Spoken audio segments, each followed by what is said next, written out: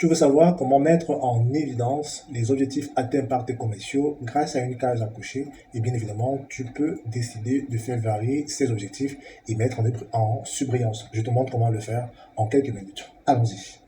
Pour cela, tu as déjà besoin de la liste de tes commerciaux et les valeurs de vente atteintes par chaque commerciaux. Puis, tu devras définir une cellule où tu pourras saisir très facilement la valeur de l'objectif. La seconde étape, ce serait de créer une case à cocher. Pour cela, je m'en vais sur l'onglet Insertion et là, j'ai case à cocher.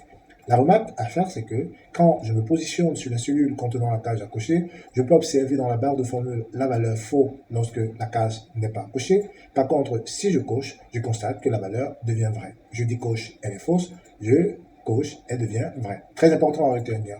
Pour pouvoir réaliser donc cette mise en évidence de tous les commerciaux dont l'objectif est atteint, on va sélectionner notre base de données sous l'onglet Accueil, mise en forme conditionnelle, nouvelles règles.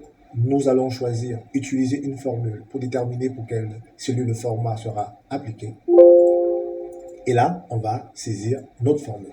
On aura tout simplement à mettre égal si on ouvre la parenthèse. Première condition, ce serait de sélectionner la valeur de notre case à cocher et de dire que cette valeur égale à vrai.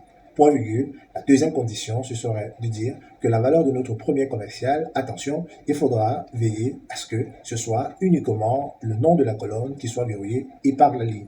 On va donc dire sera tout simplement supérieur ou égal à la cellule contenant notre objectif à atteindre. On va fermer la parenthèse et là, on va aller dans Format. Sur Format, on va prendre le remplissage en fonction de notre bon vouloir. Au niveau de la police, moi, je vais prendre une couleur noire, je vais mettre en gras et je vais tout simplement valider une fois et valider une seconde fois.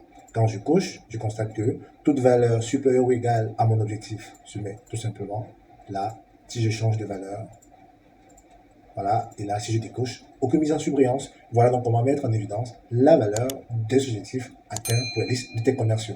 Je suis Listin Fongan, concepteur et formateur pour les tableaux de bord et je t'invite à t'abonner pour monter en puissance sur la conception de tes tableaux de bord. À très bientôt. Bye bye.